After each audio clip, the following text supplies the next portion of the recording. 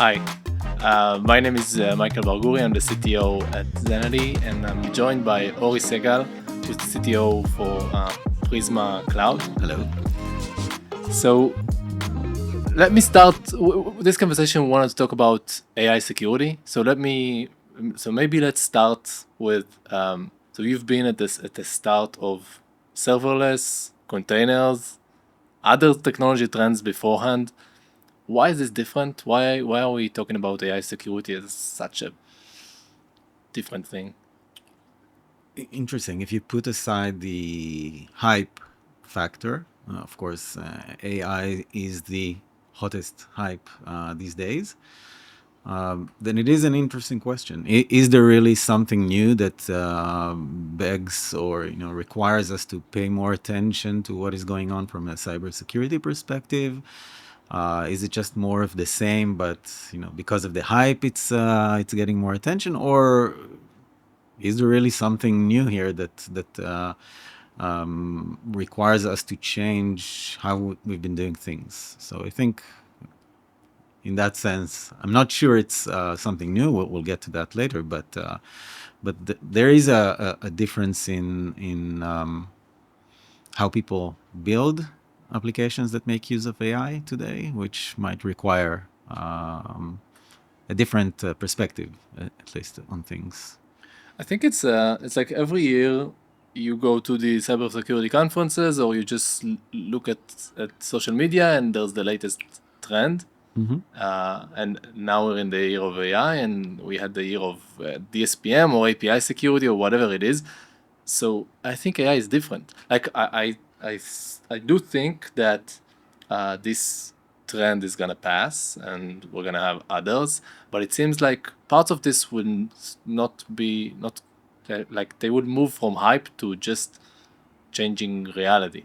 I think there's a fundamental shift once you have applications that you don't really know what they're gonna do in production. Like we are introducing a lot of variability that was just not there. So you're more worried about losing control than like traditional security risks, if I get what you're saying. I think, let's say cloud security, you build an app.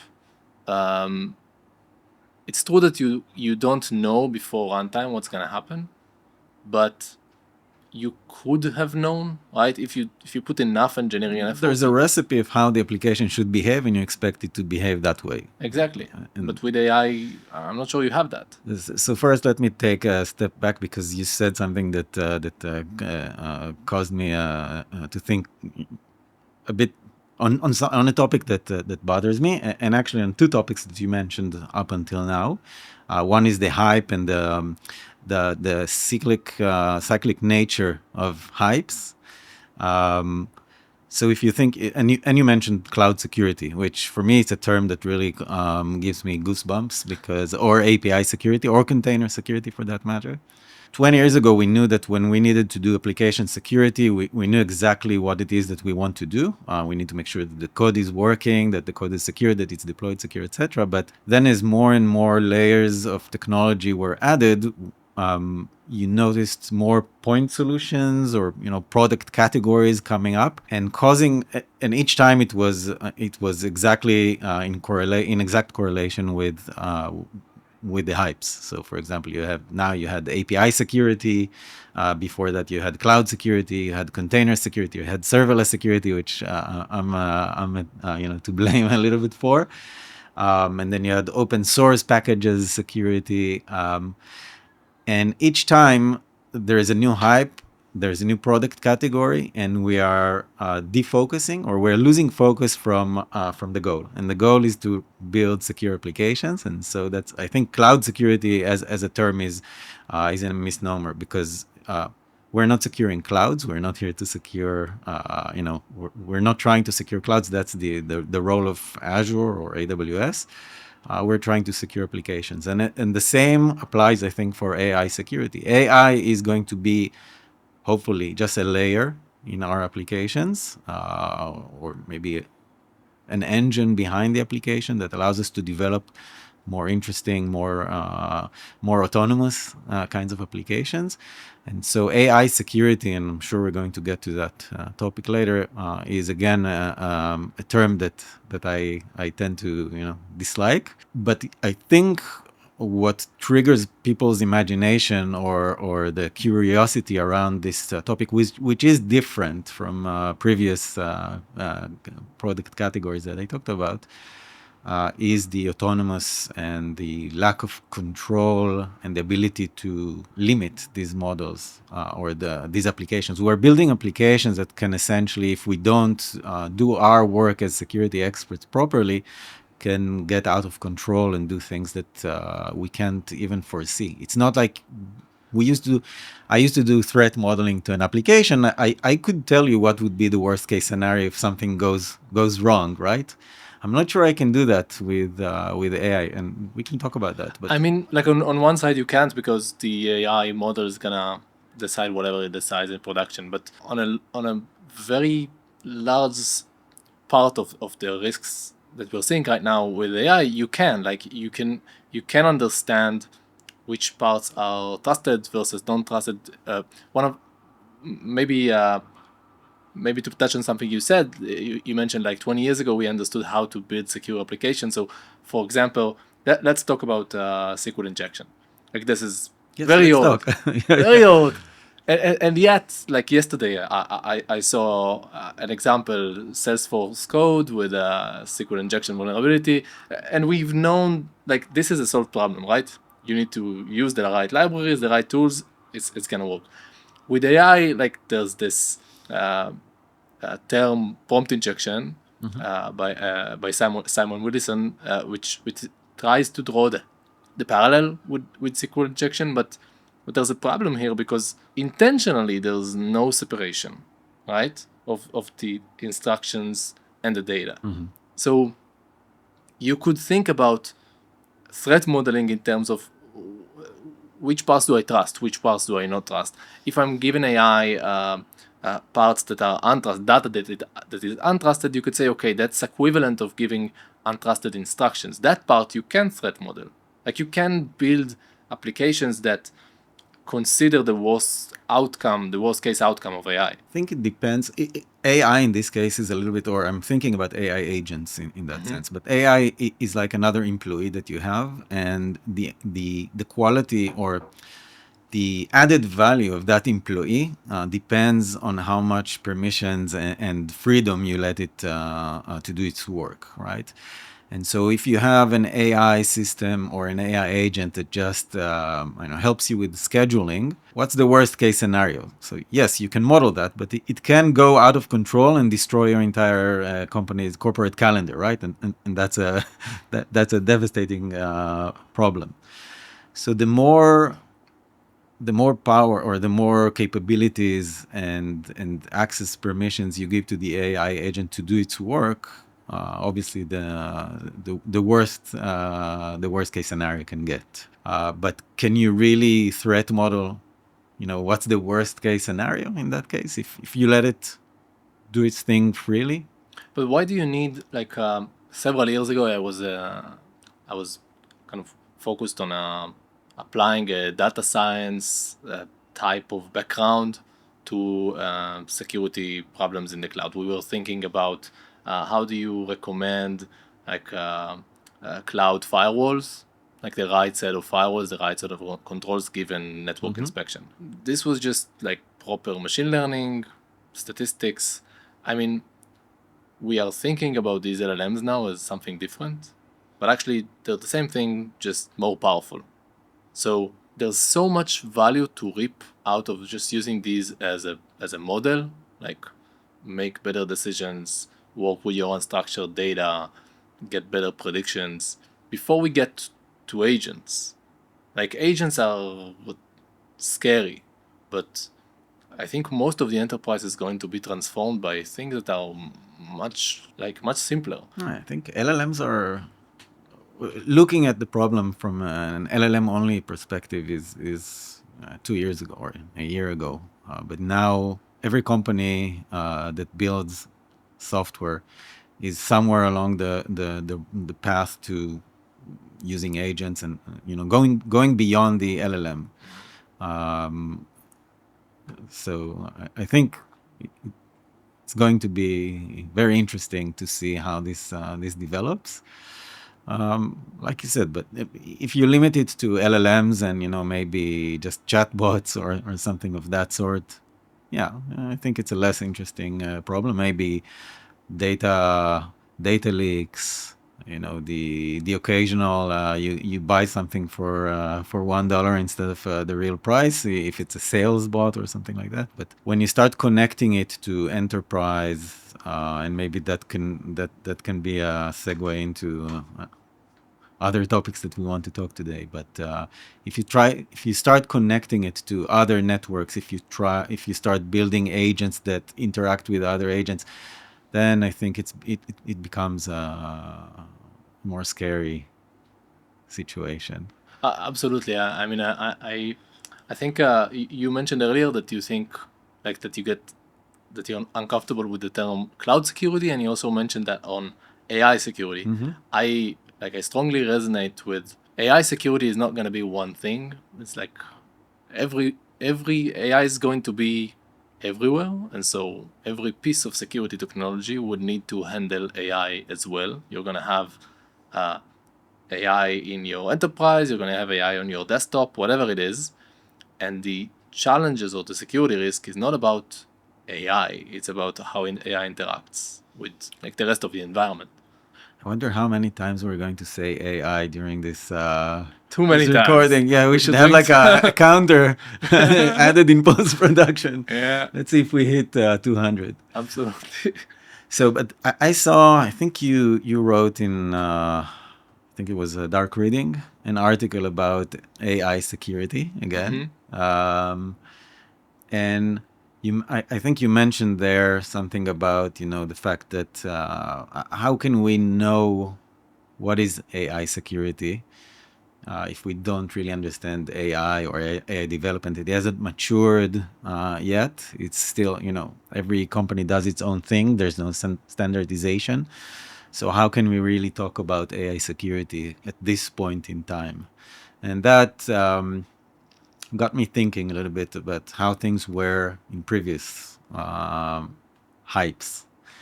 And it's interesting. I'm not sure if that's really, if I agree with what you said. I think we can, because we understand software development at this point, we understand it very well. There's, CI/CD pipelines are well understood today. There's a way of how people build software, how people test software or don't test software. I think we can predict how AI security or security for systems with AI is going to look like, even if it hasn't matured yet. What does AI security even mean? So other than the fact that AI itself is different, like when we talked about introducing variability into production, the thing that is most different from my perspective is just how fast things are going. You're used to seeing the enterprise adopt things like years after everybody else, and now with AI, for example, Microsoft is innovating at the pace of a startup. And I think that part, like the willingness to change part, the part that all of the enterprises in the world are right now plugging in a technology to their core services when we all know that we haven't figured out all of the rough edges yet. I think that part is what makes me think we don't know what the hell we're talking about yet, because it's just gonna change. It's gonna evolve. You're afraid that we are running before we're learning to walk. Yes, we're adopting a technology that's not. I think it's an okay decision to make. It's just a very risky one. Like you're saying, yeah, I'm gonna reap the benefits as soon as possible, and I'm gonna accept the risk that, well, maybe we'll discover a new category of vulnerabilities with the AI based applications tomorrow, and you will be in the unfortunate case of having that vulnerability in production. Ooh. Maybe 2 or 3 points that I picked up on. One, do we really need to understand the technology, or is it enough to understand the risks in order to understand what we want to secure and how we want to secure it? I think you have the OWASP top 10 for AI. Maybe it's just for LLMs. I'm not sure. I think it's called for LLM I or think something for like that. LLM. I'd be surprised if in the next couple of years we'll see attack vectors or attack categories related to AI that would be like, wow, we didn't think about that at all. Like, this is something I've never seen before. But there's kind of a difference between, yes, you would find a research paper that illustrated this is going to be a problem. But for example, yesterday I saw something, somebody say something like, why aren't we seeing rug poisoning attacks in the real world? It's only like academic papers. Like one example is one common scenario of data exfiltration through indirect prompt injection with AI applications is the fact that AI can render images for you. Now, if you threat model the thing, then you can realize that if you generate an image, that's an exfiltration path. But well, people haven't, or I'm sure they have, but they just missed it. And then, because this was identified after Microsoft released their chatbots, after ChatGPT is so prevalent, then it has a lot of impact. But could you, in retrospect, could you build a threat model that assumes data leakage through some kind of thing, even if it's not any image? Like, okay, I have a system. Yeah. The system has a little black box that we call LLM or AI. I can still model the system as a whole and come up with all the risks that I'm afraid of and do my cost performance calculations or risk analysis and decide what controls I want to put in. And based on those controls, I'm pretty sure that I could figure out what AI security would mean, even if I'm not, if I don't have all the information about all the attacks. I think the risks. I think you might, but so first, like every good piece of research, after it's published, it seems trivial. Yeah. And so I think this is the case here, and also I think ChatGPT is such an important application. I'm sure the engineers that have built it were like pretty good. I'm sure they did like threat modeling. They did everything they needed to do, and they still haven't thought about it. So maybe there are other things that they won't think about. But it's interesting. So I'm going back to another point that you said about running before we know how to walk. Isn't it the same with cloud, like adopting public cloud, for example? So we all adopted public cloud. We knew the risks. We gave it a lot of years, since it appeared to the point that only today, I think the majority of large enterprises are adopting it properly for production workloads. And even now that we know all the risks, if you scan an environment, you will probably find hell, right? So does it really matter? But we did let's talk about open S3 buckets, which is kind of very good example. I mean, if you jumped quickly on the cloud, then probably one of the results of that would be that you would be very susceptible to this specific problem. You would probably have data leak through this problem. And if you didn't rush it, then you might have gone in after AWS changed defaults, after things have become more difficult. I'm not saying it's a solved problem, but it's significantly lower risk now than it was like 5 years ago.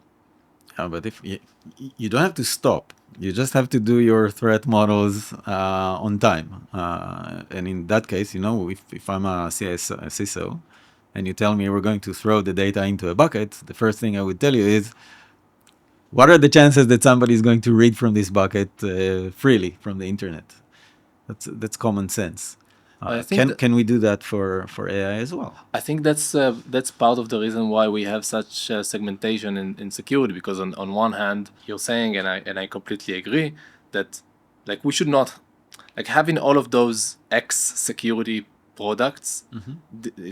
It complicates your thinking. It's besides the point. But then we're saying, okay, every new technology we need to threat model, which means we need to become experts at it, and a typical security team can't do it. So they go to vendors and they go to the top vendor for serverless, the top vendor for whatever it is. So you need the expertise, and these expertise, in order like to be built, they are typically built by. But the point that I was trying to make is not every new technology we need to threat model. No, you need to continuously threat model applications that you're building, regardless if it's using, not regardless, but it might be using AI, it might be using cloud, it might be using containers. Each of these technology layers in your stack introduces nuances, but does it really matter?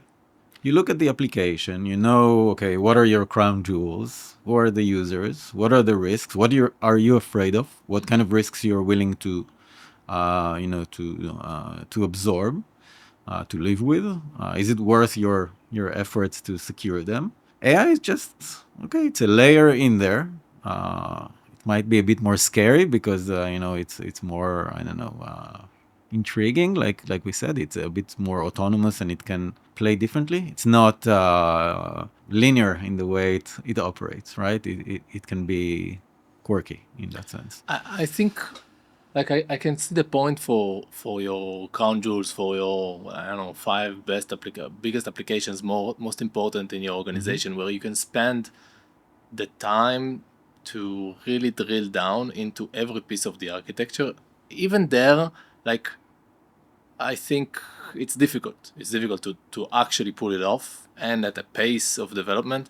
But one of the things we're seeing, because and we are looking at things from a very specific perspective, where when we're seeing those citizen developers, like people in the organization, using AI to do whatever they want, to, I don't know, to automate business processes, to just accelerate their business.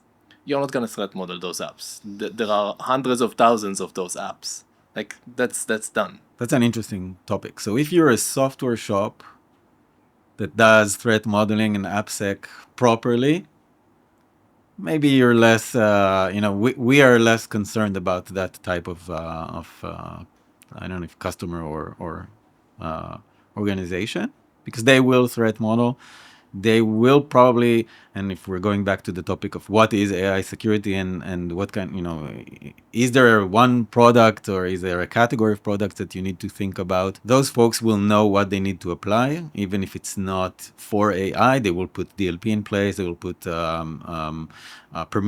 list privilege permissions where needed. They will scan the code, etc. I think what troubles us is the point where it becomes not just the hype, but mass adoption for any Joe Schmo and his sister, right? Yeah. What happens when marketing folks start connecting AI agents to? I mean, a year ago, Zapier, which I think is leading the like plugging in like the no code way of thinking to AI, they announced basically full-on agents that are working on top of the existing Zapier platform. What could go wrong? Yeah, of course. But it's so cool. Like they take all of the actions and the triggers that they had for automations, and then they simply remove the automation, and instead they just plug in AI and say, "Hey, solve the problem for me." And I mean, and Microsoft is going the same route. So, like, we are worried about it, but in a moment, it's gonna hit every enterprise in the world. So that's interesting, because and that takes us to maybe low code, no code, or citizen developments, etc. Those applications, first of all, regardless of AI, they're not getting threat modeled. In fact, I'm not sure if anyone, other than maybe Zenity customers, actually scan their applications and cares about those. So AI is just a new thing that you introduce into a wide range of applications that you have non-developers developing. Nobody does AppSec anyway. So we are taking the worst case scenario and making it even worse in that sense. So you have applications that you don't govern and control, that you have no visibility into their security, into the architecture even. You just glue stuff together. Somebody glues stuff together. And now we're adding AI on top of that, and hoping for the best. I think one of the most organizations are just used to thinking about what the business does as shadow IT, which is a weird way to think about your business, because this is actually where things are happening. This is what moves your business forward. And I agree with you that like these people have been building stuff for years now. And like if you looked 10 or 20 years back, this was mostly kind of Excel files. And the security thinking on these Excel files was, okay, let's do let's apply DLP. Let's look at those files. Now people no longer use files, or they use less of these files. Instead, they drag and drop. They build things in their cloud providers, in their SaaS providers, in Microsoft, Salesforce, ServiceNow. And I agree that nobody's looking at it, but basically what you're saying is nobody's applying up an AppSec mindset. Because people are trying to, like, if you ask an organization, they will say, hey, we do secure, I don't know, our M365. We have, I don't know, we're looking at the admin settings there, and we're making sure that they are correct, which is important. But applying an AppSec mindset to hundreds of thousands of applications built by your business, I mean, does it scale? Can it work? I think in that sense, the types of applications that you're describing is even more scary than what I was referring to originally. So, like, if I'm a developer and I'm writing something to help me with something else, the perimeter here is quite small, or the blast radius is small. But what you're referring to is business applications that inherently have access to your crown jewels, to your business assets, and now it's in the and it's been like that before AI, but you had non-developer folks and with no security background developing applications and maybe granting access to to the really the most sensitive crown jewels of your business, your customer data, your sales data, and now you're adding an unknown black box beast that can go out of control. And and so what I said originally about threat modeling in that sense, I think is less not relevant, but less likely to happen unless there's going to be some kind of guardrails or a new product category for that. I think what we're saying, obviously I'm kind of biased, but I think one of the things I was excited about when we started looking at security for no-code apps is the fact that, unlike files that move around or production applications built by code where there's so much variability, you cannot really analyze and figure out what's going on to the fine details. No-code apps live in a defined environment, in a clear, structured environment. Now, it's a complex environment. You need to do a lot of work to understand all of that complexity, but it's still clearly defined. And so if you invest the right resources to really understand not the app, but the context of the app, how the configuration, the different components, the different users that interact with it, you can basically get to a level where you have runtime level understanding of the app from static analysis, which leaves you in a place where you can do, it's not like a full manual threat model, but you can get to pretty good understanding of the app and its threats automatically, purely by like understanding this entire thing. Yeah, but do folks that, citizen developers even understand that they need to do that? No, I don't think we can. Like one example I like to mention is that we found once that employees in the cafeteria of a large organization created an app that was collecting credit cards. They wanted to shorten the lines. Okay. Those credit cards were stored in plain text in a database accessible to everyone. I mean, no, you cannot expect them to know how to store credit cards, of course. It doesn't make sense. But because these environments are predefined, you can go beyond just finding the problems. You can in many cases just fix them. Like You can toggle the switch to make sure that the credit card is stored like not in plain text, or in some cases you can just stop these applications. But you can take a more more than that. You have to take a more proactive approach because there are hundreds of thousands of these apps, or tens of thousands of these apps in this small environments. And whose responsibility it is to, and it applies to new modern AI-based applications. Whose responsibility is to make sure that your citizen developers don't, go crazy? I think it's a good question, and I think people have tried to apply two different perspectives, basically. One perspective is the data or DLP perspective, which is the security as a blocker, security as let's put these like strict boundaries. That doesn't work. It doesn't work. People bypass it. It's also restrictive in like getting the value out of this thing. The one thing I've seen people do that does work is applying an AppSec mindset. Like because to your point, we're building applications. We are not like securing platforms. This is true for low-code, no-code. It's true for the cloud. And so we've seen people actually build an application security program that can scale to the level of like hundreds of thousands of apps, tens of thousands of findings. And I'll give you a good example. We have a customer that onboarded on January. We scanned their environment. They have 80,000 security vulnerabilities. Okay. This is after they configured everything. These are true things they care about. Like you like the initial reaction is, okay, what do you do with this? Talk about alert fatigue, yeah. Exactly. So because these are well-defined environments, because you have to rely on automation, they spent some time building an automated process. Some of these things they fix automatically.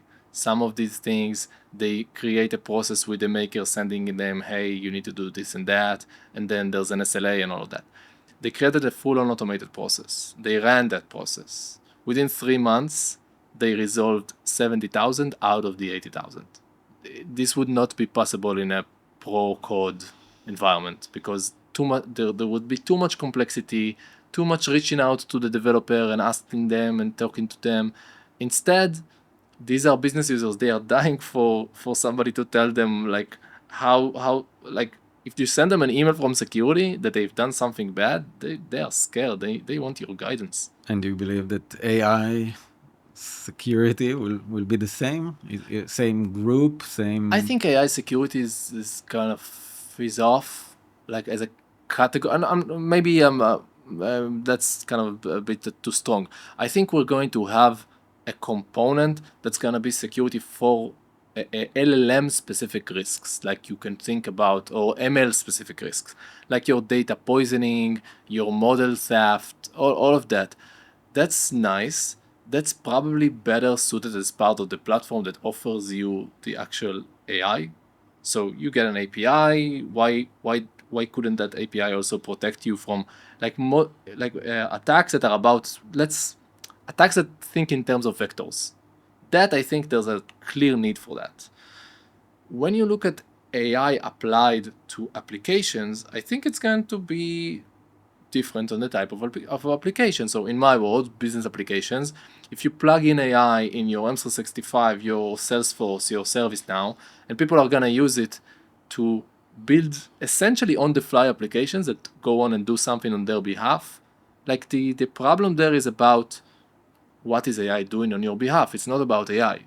So the solutions that are fit to address that problem are solutions that understand the business context. I think the same thing applies for cloud. Okay, so thank you everyone for joining, and please join us on the next one.